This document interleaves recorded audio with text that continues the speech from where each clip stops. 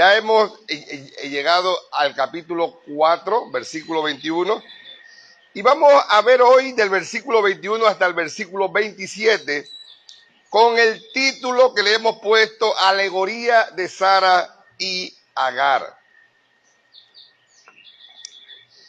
Hermanos, este es un pasaje que tiene complicaciones para entender. Pero esperamos que con la ayuda del Espíritu Santo nos muestre una manera clara de lo que nos enseña aquí el apóstol Pablo. Bueno, o lo que nos enseña Dios, porque es su palabra.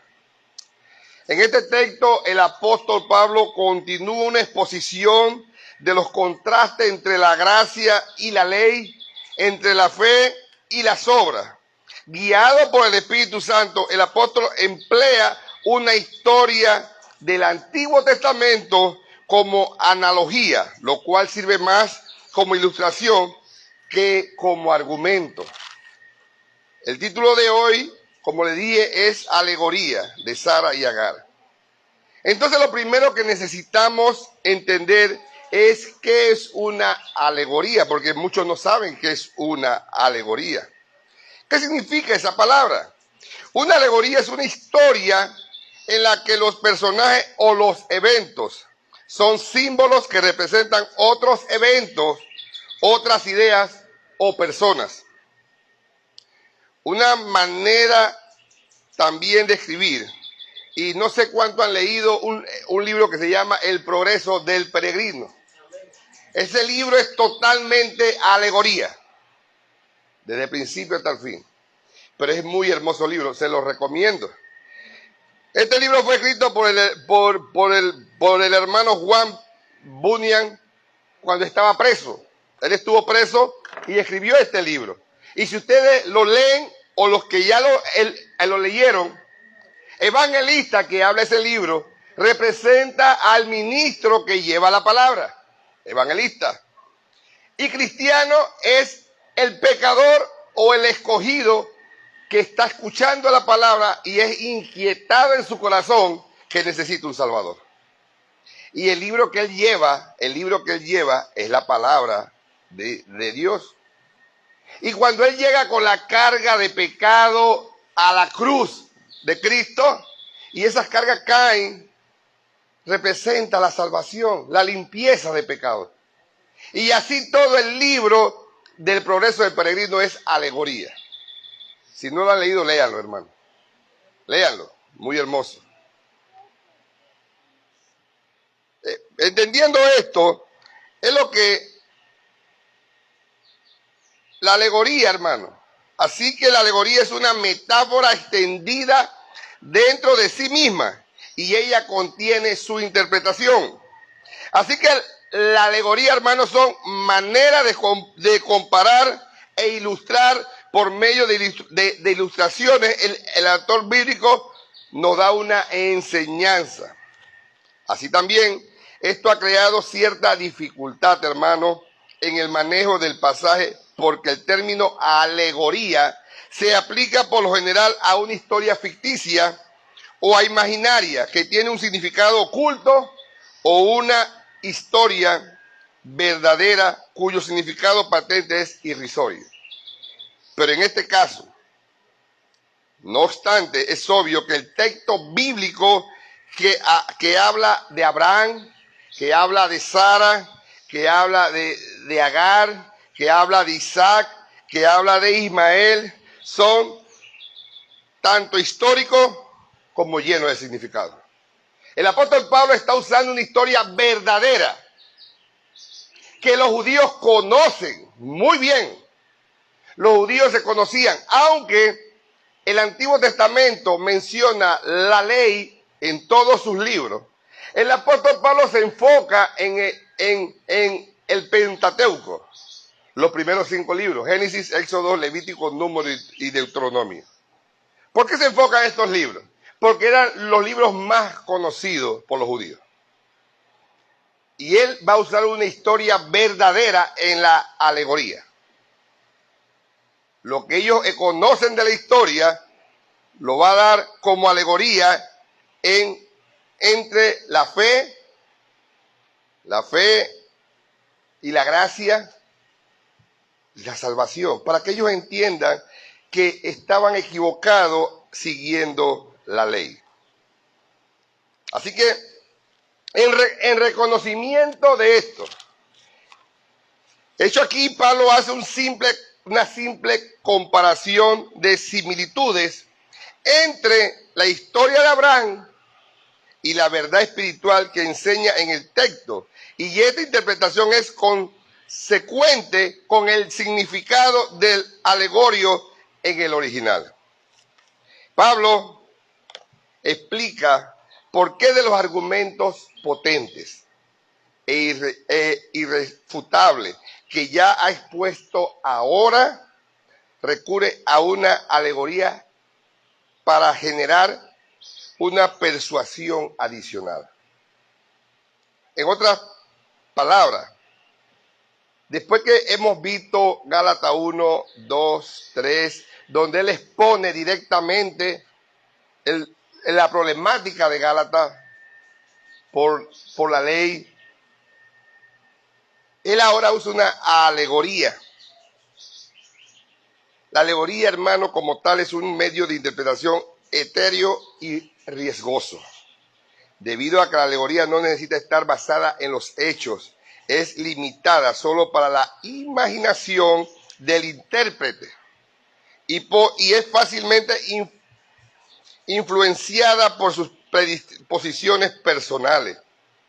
Pero Pablo usa la alegoría porque el Espíritu Santo así lo quiso.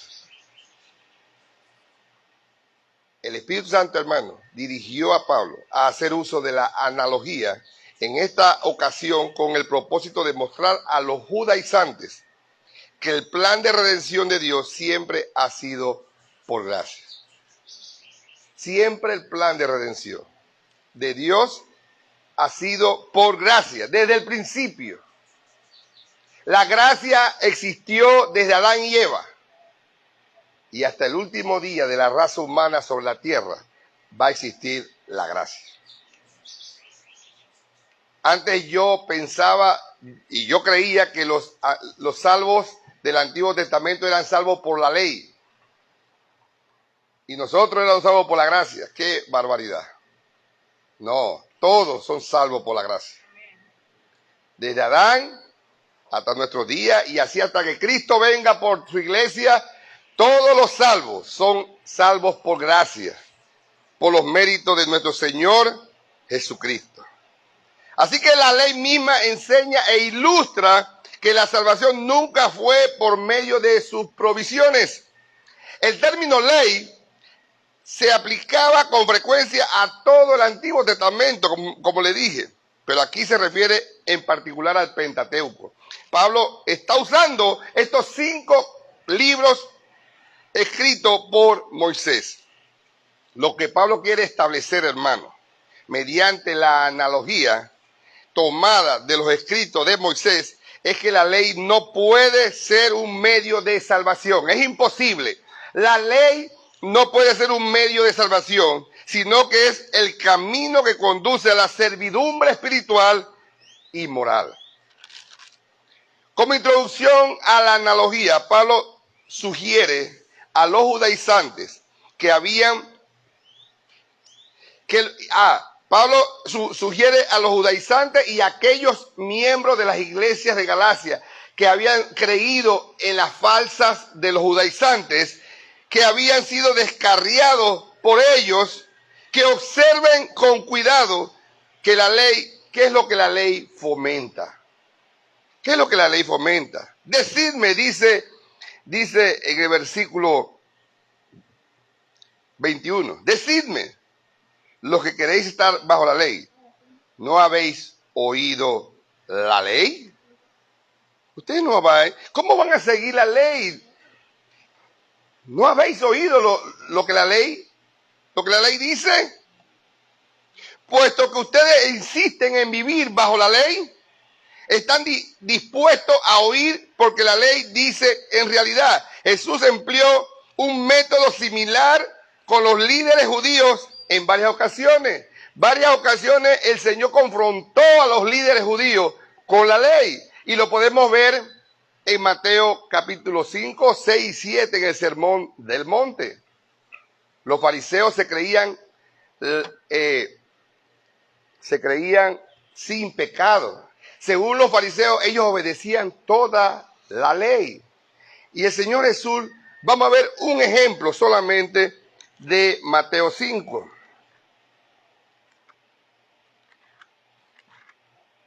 Los fariseos,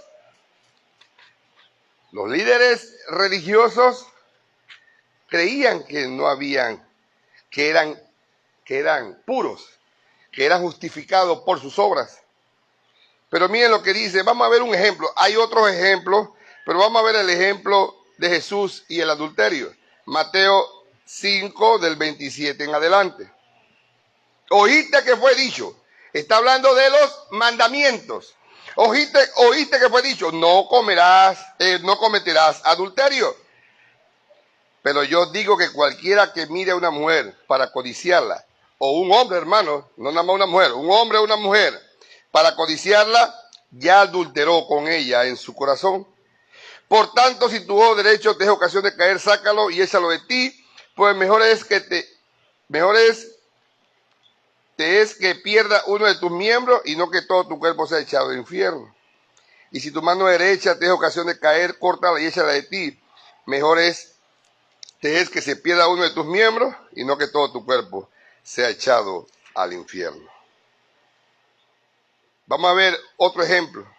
Ahí mismo, 5:21. Oíste que fue dicho a los antiguos, no matarás. Y cualquiera que matare será culpable de juicio. Pero yo digo que cualquiera que se enoje contra su hermano será culpable de juicio. Y cualquiera que diga necio a su hermano será culpable ante el concilio. Y cualquiera que le diga fausto quedará expuesto al fuego, al infierno de fuego. Y ahí puedes leer lo demás. Lo que está diciendo que si nosotros odiamos en nuestro corazón a algún hermano, es igual que lo hayamos matado. Es lo mismo. Es lo mismo. Entonces, aquí estamos viendo nuevamente en Gálatas que los fariseos, los líderes religiosos, decían que amaban la ley, que seguían la ley, porque ellos creían que eran justificados por sus obras. Y Jesús les muestra esto a ellos. Y aquí el apóstol Pablo le está diciendo lo mismo. Así que a medida que Pablo desarrolla la analogía, primero presenta su trasfondo histórico. Él va a presentar un trasfondo histórico y luego su interpretación divina. Y por último, su aplicación personal. Hoy vamos a ver el trasfondo histórico. Hoy vamos a ver la interpretación divina. Y el próximo domingo vamos a ver su aplicación personal. Así que vamos a empezar con el trasfondo histórico de esta porción. Versículo 4 del 22 al 23. Porque está escrito que Abraham tuvo dos hijos, uno de la esclava y el otro de la libre. Pero el de la esclava nació según la carne, mas el de la libre por la promesa. Vamos a ver ese trasfondo histórico. Pablo recuerda a sus lectores, a los judíos, a los judaizantes, a los hermanos de Galacia y a todos nosotros los que leemos la palabra. Dios le recuerda a sus lectores de su ancestro Abraham. Los judíos conocían históricamente bien a Abraham, hermano. ¿Sabían quién era Abraham? Ellos sabían quién era Abraham, qué había hecho Abraham, ¿verdad? Fue progenitor de toda la raza hebrea, hermano. La raza hebrea empieza con Abraham. Era en su ascendencia racial desde Abraham que los judíos del tiempo de Pablo confiaban para su salvación. Los judíos decían, nosotros somos hijos de Abraham, somos salvos. Igualmente hoy en día muchos padres creen que porque sus hijos nacen en un hogar cristiano ya son salvos. Y eso es falso, hermano. No porque tú naces en un hogar cristiano eres salvo. Yo escucho a muchos hermanos que dicen, no, yo nací en un hogar cristiano. ¿Y de qué vale que tú hayas nacido en un hogar cristiano? Mientras tú no seas tocado por el Espíritu Santo y seas regenerado y seas justificado y santificado, no eres hijo de Dios. Tú tienes que tener una relación personal con Jesucristo. Pero los judíos creían que por haber sido descendientes directos de Abraham, ya ellos tenían asegurado la salvación. Y estaban muy equivocados. Y eso mismo fue lo que le enseñó Jesús a ellos y ahora Pablo se lo está recordando. Hermano, ser judío, descendiente de Abraham, no los hacía salvos. Vamos a ver Mateo 3:9. Juan el Bautista le da una declaración a los líderes judíos en el río Jordán. 3:9 dice, y no penséis decir dentro de vosotros mismos, a Abraham tenemos por padre. Porque yo digo que Dios puede levantar hijos de Abraham aún de estas piedras. Dios puede levantar hijos de Abraham de donde Él quiere, hermano. Dios puede levantar hijos de Abraham de todo el mundo. Y es lo que la promesa le dice a Abraham allá en Génesis 15. De ti saldrá, dice que de todas las naciones del mundo, hijos. Porque se está refiriendo a la promesa de un Salvador, de Jesucristo. Y de todas las naciones del mundo van a haber salvos. De todas las naciones del mundo. No todas las naciones son salvas, no. De todas las naciones va a haber un remanente. Y son parte de la iglesia de Jesucristo. Y eso es lo que está diciendo aquí. Juan el Bautista le dice a los líderes religiosos, Dios puede levantar hijos de Abraham hasta debajo de las piedras. Pero vamos a ver qué le dice Jesús a ellos. Vamos a ver Juan 8. Ahora es Jesús que le dice a los líderes judíos respecto a esto mismo, que ellos creen que porque son descendientes de Abraham ya tienen seguro la salvación. Miren, hay una conversación de Jesús con los líderes judíos. Versículo 33 del capítulo 8 de Juan. Juan 8:33. Ellos responden a Jesús, en medio de la conversación, ellos le responden a Jesús, linaje de Abraham somos y jamás hemos sido esclavos de nadie. ¿Cómo dices tú seréis libres? Ustedes pueden ver la ignorancia de estos líderes religiosos, porque en ese instante ellos eran esclavos, hermanos, estaban sometidos por el imperio romano y según ellos eran libres. Pero Jesús no se estaba refiriendo a esa libertad, sino a la libertad espiritual. Ellos eran esclavos del pecado. Y Jesús se lo va a demostrar ahí adelante. Versículo 34 dice, Jesús le responde, de cierto os digo, que todo aquel que hace pecado, esclavo es del pecado. Qué triste ser esclavo del pecado, hermano. Eso es lo peor que le puede suceder a una persona. Y lamentablemente todo aquel que no tiene a Cristo como Padre es esclavo del pecado. Vive el pecado. Goza el pecado. Dice el versículo 35, y el esclavo no queda en la casa para siempre. El Hijo sí queda para siempre. Así que si el Hijo os libertare, seréis verdaderamente libres. Sé que soy descendiente de Abraham. Le dice Jesús, sé que soy descendiente de Abraham, pero procuráis matarme, porque mi palabra no haya cabida en vosotros. Yo hablo lo que he visto cerca del Padre, y vosotros hacéis lo que habéis oído acerca del Padre. Es diferente conocer al Padre que haber escuchado del Padre. Son dos cosas diferentes. La iglesia de hoy en día, usted le pregunta a los que van a la iglesia, hagan la prueba. Usted le pregunta a los que van a la iglesia, oye, ¿para dónde vas? Dice, para la iglesia. ¿Y qué vas a hacer a la iglesia? Te van a responder lo mismo, adorar a Dios. Perfecto. Ahora lee la tercera pregunta a los que me escuchan por las redes sociales. Pregúntale, ¿y quién es Dios? Hasta ahí llegaron las respuestas. Porque no saben quién es Dios. La gente adoran a algo que no conocen. Las iglesias están llenos de gente que no conocen a Dios. En los púlpitos, hermanos, no se está enseñando quién es Dios. Tenemos que enseñar quién es Dios para que los hermanos vivan como cristianos verdaderos. Vivan como hijos de Dios, porque cuando no conocen a Dios, no lo adoran como Él se lo merece. Hay que entender quién es Dios. ¿Qué es lo que pide Dios a sus hijos? Pero eso está en la palabra. Y si no estudiamos la palabra, dice la Biblia que por falta de conocimiento el pueblo perece.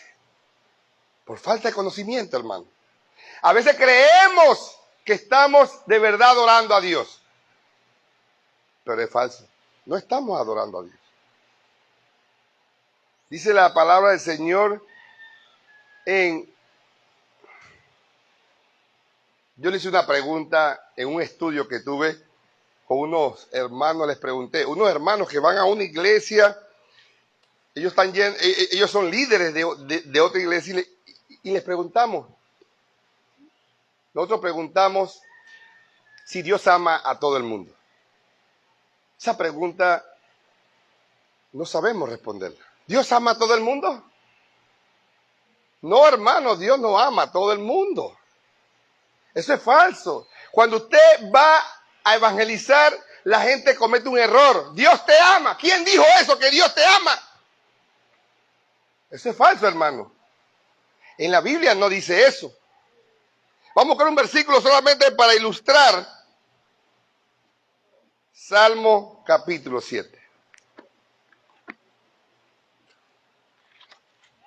Y muchos están supuestamente evangelizando, pero no están evangelizando. Están diciendo mentiras. Salmo 7:11 dice, Dios es juez justo y Dios está airado. ¿Lo ama? Está airado contra el impío todos los días. Vamos a ver el Salmo 5. Salmo 5, versículo 4. Porque tú no eres un Dios que se complace en la maldad. El malo no habitará junto a ti. Los insensatos no estarán delante de tus ojos. Aborreces a todos los que hacen iniquidad. Destruirás a los que hablan mentira. Al hombre sanguinario y engañador abominará Jehová. ¿Cómo estamos llevando el evangelio? ¿Dios te ama? Dios no te ama. Dios no ama al pecador. Para que Dios te ame, tienes que ser su hijo. Tienes que servirle. Tienes que adorarlo como rey y señor. Pero no creyendo en tu corazón que Dios te ama. La iglesia, hermano, la iglesia de hoy en día practica mucho la mentira. Y vamos nuevamente a Juan, que quiero que veamos algo. En lo que estábamos ahí en Juan 8. ¿Qué dice Juan 8 respecto a estos líderes religiosos que estaban diciendo que eran hijos o descendientes de Abraham y que por ende ellos eran salvos? Vamos a seguir a donde quedamos. Versículo 39. Respondieron y dijeron, maestro, padre de Abraham somos. Jesús les dijo, no un predicador, Jesús les dijo, si fueses hijos de Abraham, las obras de Abraham harías. En otras palabras, si fueres hijo de Dios, si fueres hijo de Jesús, las obras de ellos haríamos. Mantengámonos ahí y vamos rapidito, los que pueden, si no se los leo. Primera de Juan 2, versículo 3 al 5. ¿Cómo sabemos que somos hijos de Dios? En esto sabemos, pongan atención a este versículo. En esto sabemos que nosotros le conocemos, si guardamos sus mandamientos. El que dice, yo le conozco, como está la gente diciendo por ahí que conocen al Señor, pero no lo conocen, hermano. El que dice, yo le conozco y no guarda sus mandamientos, el tal es mentiroso y la verdad no está en él. Pero el que guarda su palabra, en este verdaderamente el amor de Dios se ha perfeccionado. Por eso sabemos que estamos en él.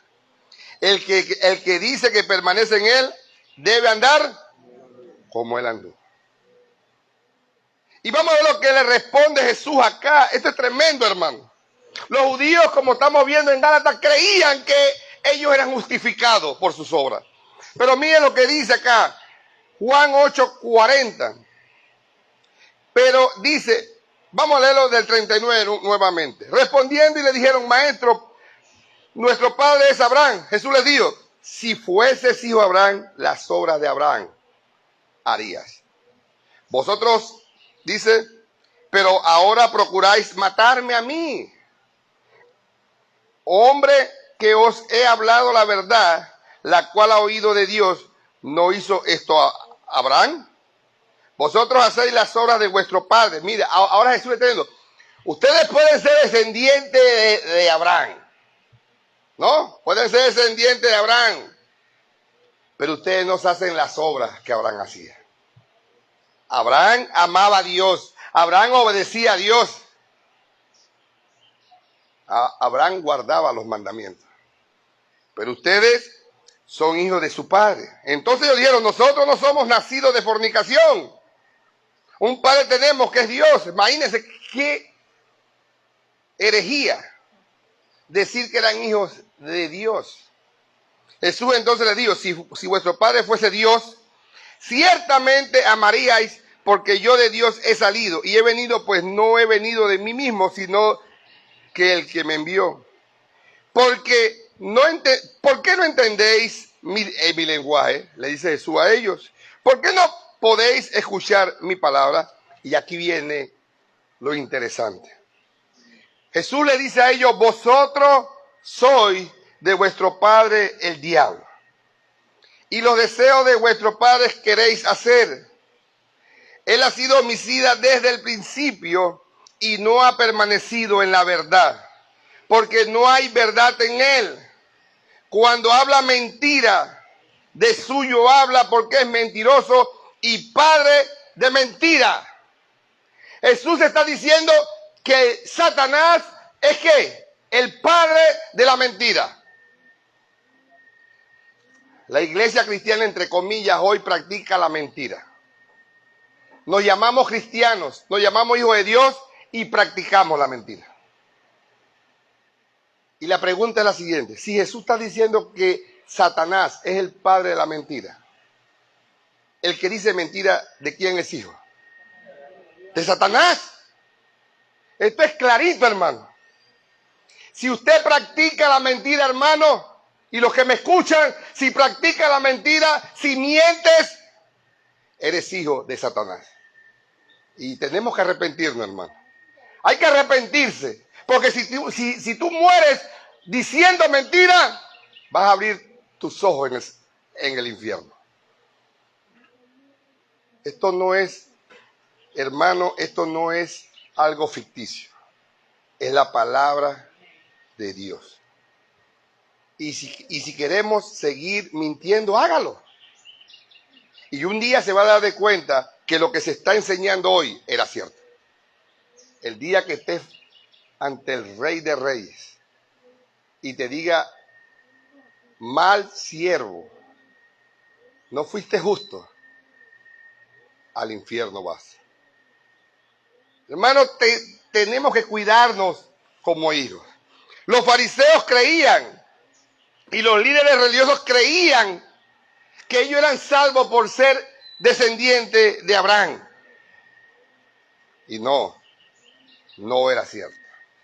Este es el primer dato histórico que Pablo recuerda acerca de Abraham, que fue el que tuvo 2 hijos. Ahora Abraham le dice, ahora Pablo dice, Abraham tuvo 2 hijos. Se distinguieron entre sí por varias cosas. Primero que todo, porque tuvieron madres diferentes.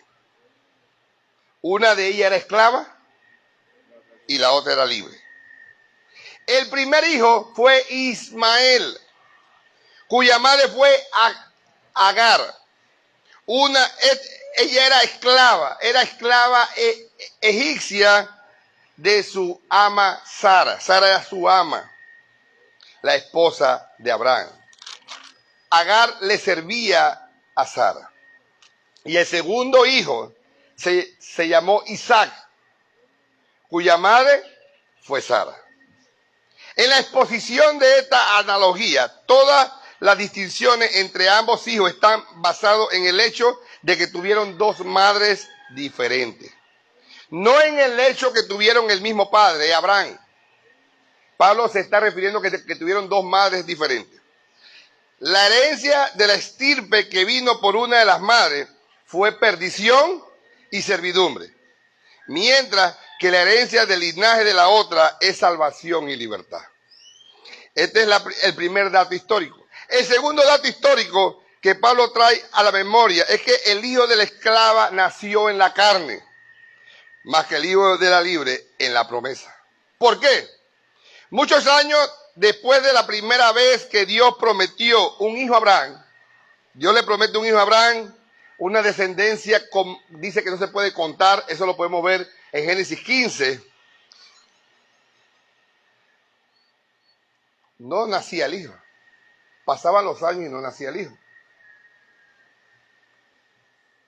Y cuando Abraham llega a los 86 años y su esposa a los 76 años, Abraham temió, le entró un temor en su corazón, porque la costumbre de aquellos tiempos era que su mayordomo heredaba todo lo que tenía el amo, si él moría y no tenía descendientes.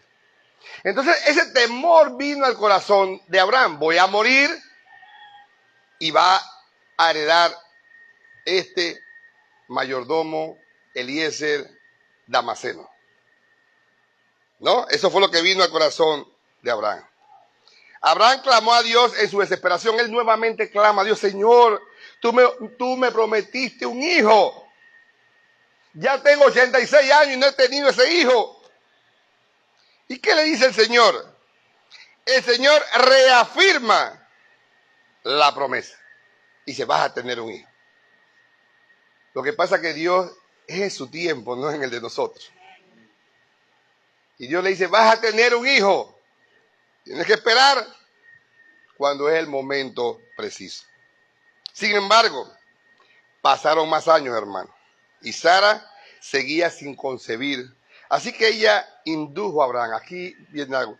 Sara, su esposa, indujo a Abraham a engendrar un hijo por medio de la esclava Agar. Sara dice: bueno, si Agar tiene un hijo de Abraham, podemos heredarlo. Yo le quito el hijo a la esclava y lo crío como mi propio hijo.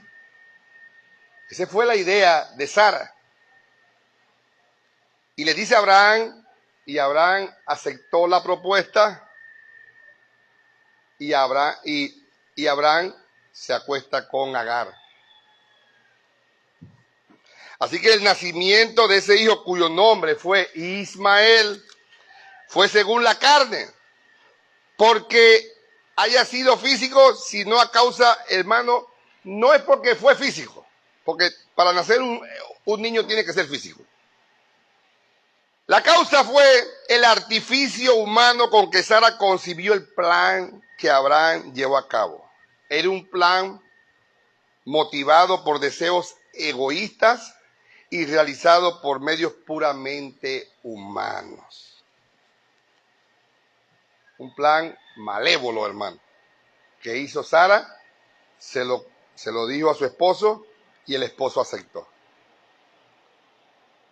Así que el segundo hijo, por otro lado, el nacimiento de Isaac. Ahora, si quieren saber toda la historia, pueden irse a la Biblia, al Génesis, y usted ven toda la historia de Ismael y de Isaac. El segundo hijo, por otro lado, el nacimiento de Isaac, quien fue el hijo de Sara, la mujer libre, se hizo realidad por la promesa. Ese no fue igual que Agar con Abraham. Ahora fue un hijo por la promesa. Su concepción, hermano, la concepción fue sobrenatural. ¿Quién ha visto dar a luz a una mujer de 90 años? Todavía yo no la he visto. Y un hombre de 100 años. Fue sobrenatural. Ahora, no es igual como Jesús, que Jesús fue engendrado por la Virgen María y el Espíritu Santo. No. Pero el Espíritu Santo también intervino en el nacimiento de Isaac. No para intervenir poniendo su parte en el nacimiento de Isaac, no. Él lo que intervino fue en darle fuerzas a Abraham y darle fuerza a Sara para poder dar a luz un hijo. Un hijo nacido entre Abraham y Sara. ¿Así? Es por la promesa. Isaac viene concebido en el camino de Dios por la promesa. El primero es análogo a la justicia humana. Ismael vino de la justicia humana por vía de los esfuerzos individuales del hombre y sus obras religiosas. Hoy día el hombre quiere ser salvo por medio de sus obras religiosas. Hoy usted escucha tantas locuras en las iglesias. Locuras, hermano. Locuras. ¿Y cómo están los seguidores siguiendo a estos locos? Y el segundo, Isaac, es análogo al camino de la fe y de la justicia imputada por Dios. Uno corresponde al legalismo y el otro a la gracia. Isaac simboliza a quienes también antes he tenido un nacimiento espiritual por cuanto han confiado en la obra de Jesucristo. Hemos visto, hermanos, el trasfondo histórico. Vamos a ver la interpretación divina ahora. El capítulo 4, del 24 al 27. Lo cual es una alegoría, pues estas mujeres son los dos pactos. El uno proviene del monte Sinaí, el cual da hijos para esclavitud. Este es Agar. Porque Agar es el monte Sinaí en Arabia y corresponde a la Jerusalén actual, pues está junto con sus hijos, está en esclavitud. Mas la Jerusalén de arriba, la cual es madre de todos nosotros, es libre. Porque está escrito, regocíjate, oh estéril, tú que nos das a luz. Prorrumpe en júbilo y clama tú que no tienes dolores de parto, porque más son los hijos de la desolada que de la que tiene marido. En la interpretación divina, hermano, bajo esta interpretación del Espíritu Santo, el apóstol explica, el apóstol explica que estas mujeres, la sierva Agar y la mujer libre Sara, son ilustraciones de los dos pactos. Las dos madres y los dos hijos representan de manera gráfica y patente dos pactos. Agar e Ismael representan el pacto de la ley y las obras, mientras que Sara e Isaac representan el pacto de gracia y fe. En el antiguo pacto, hermano, de la ley fue dado por medio de Moisés al monte Sinaí. Y requería que el pueblo escogido de Dios guardase todos los mandatos dados por él en conexión a ese pacto. Debido a que los términos del pacto fueron imposibles, hermano. Imposible de cumplir por parte de los seres humanos, el pacto produjo una especie de hijos para esclavitud espiritual, los cuales, hermanos, tenían que vivir sometidos a un amo del cual jamás podrían escapar. El ser humano sin Cristo no puede escapar del pecado. La única forma de escapar del pecado es por medio de Jesucristo, por medio de los méritos de Cristo. Una persona que no tiene a Cristo va a vivir en pecado y es esclavo del pecado. Usted ve al inconverso mofarse que está gozando la vida. Eso es falso, hermano. Él está gozando el momento. Porque después va a llorar por la eternidad en el infierno. Así como el cielo existe, hermano, porque el cielo existe, también existe un infierno. También existe un infierno. Y todo aquel que no obedece a Dios, que no obedece a Jesús, que no llega a los pies de Jesús humillado, va a rendir cuenta en el infierno. Pero no por un día, hermano, por la eternidad. Arrepintámonos del pecado. Busquemos al Señor. Supliquemos misericordia. Supliquemos misericordia, hermano. No seamos esclavos espirituales. No seamos esclavos del pecado. No hay forma de escapar si no es por medio de Jesucristo. Cualquiera persona incluida, sea judío, que tratara de satisfacer a Dios y alcanzar su libertad de la condenación mediante sus propios intentos de justificación individual, para vivir conforme a ese pacto, era un sentido espiritual como el hijo de Agar, la sierva. Era un esclavo que luchaba por alcanzar una libertad que no podía obtener por sus propios esfuerzos. Era imposible. Por los esfuerzos de uno, nadie puede ser salvo. Mucha gente cree que es haciendo buenas obras. Hoy hice una buena obra, hoy me gané un escalón al cielo. Es lo que la gente dice. Me gané un escalón al cielo. No te has ganado ni un escalón al cielo. No somos salvos por obra. Somos salvos por los méritos de Cristo, pero somos salvos para buenas obras. Entonces sí. Cuando eres salvo, ahora tus obras son tomadas en cuenta. Eres salvo para buenas obras. Así que los descendientes de Agar a través de Ismael se radicaron más adelante en las áreas desérticas del oriente y al sur de la tierra prometida. Llegaron a ser conocidos en todo el mundo como los árabes y su amplio territorio fue Arabia. Es significativo que el monte Sinaí se ubica en el área que todavía se conoce en la actualidad como la península arábica. El monte Sinaí en Arabia, continúa Pablo su explicación, corresponde a la Jerusalén actual. Tanto el monte Sinaí como Jerusalén se asocian por lo general con los judíos y no con los árabes.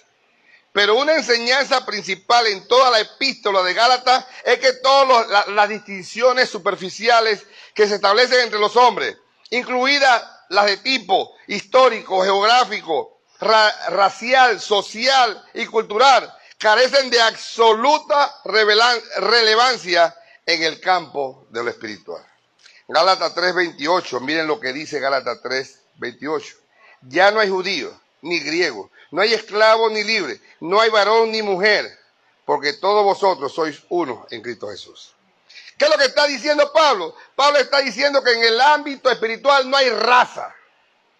No hay raza. El judío que sea judío, el árabe que sea árabe, eso no importa. Eres inconverso, eres inconverso. Eres creyente, eres creyente.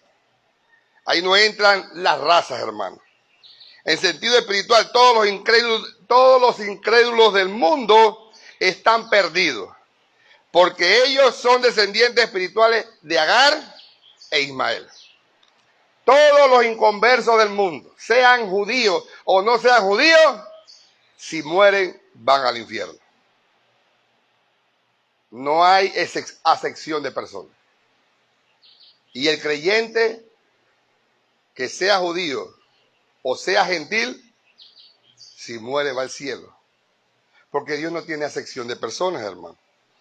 Por otro lado, hermanos, los descendientes espirituales de Sara a través de Isaac viven en la Jerusalén de arriba y son libres, hermanos.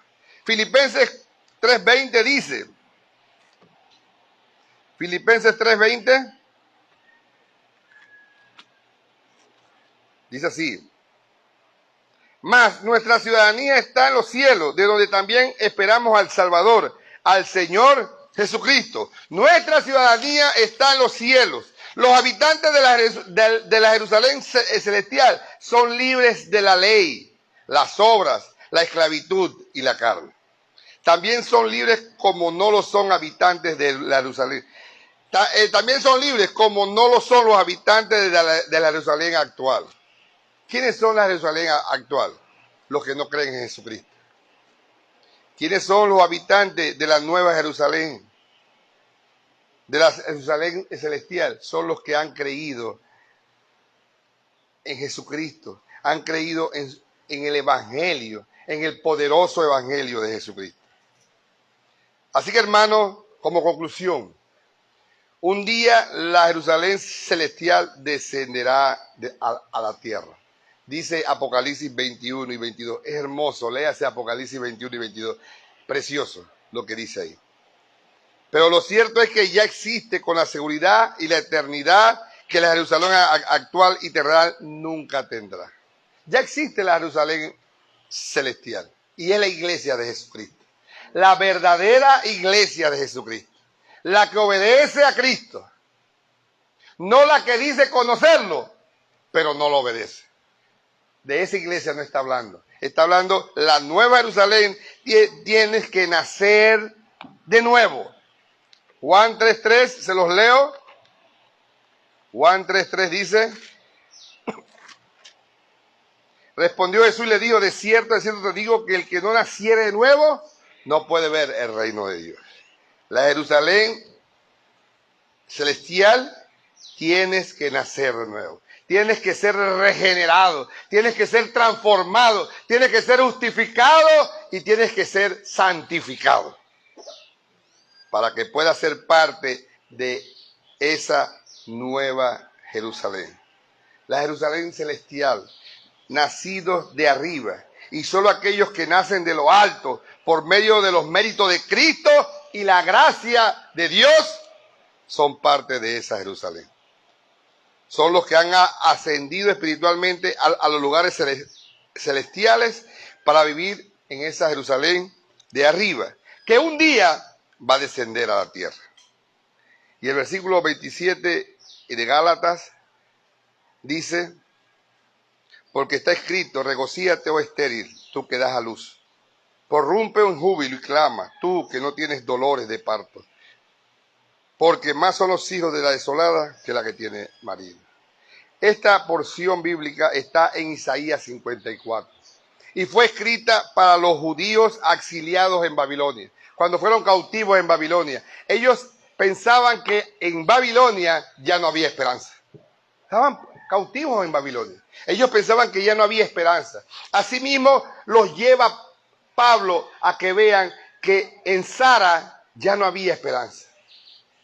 Abraham pensó que ya no había esperanza de un hijo. Sara siendo de 90 años y estéril. ¿Qué esperanza había? Ninguna. Pero para Dios sí había. Y Dios le dio un hijo. El hijo de la promesa. Así mismo estaban en el exilio los judíos. Ellos pensaban que ya no había esperanza. Pero Dios los sacó de Babilonia y los llevó nuevamente a su tierra. Nosotros, hermanos, tenemos o queremos ser parte de esa Jerusalén celestial. Vivamos como hijos de Dios. Si pecamos, hermano, arrepiéntase.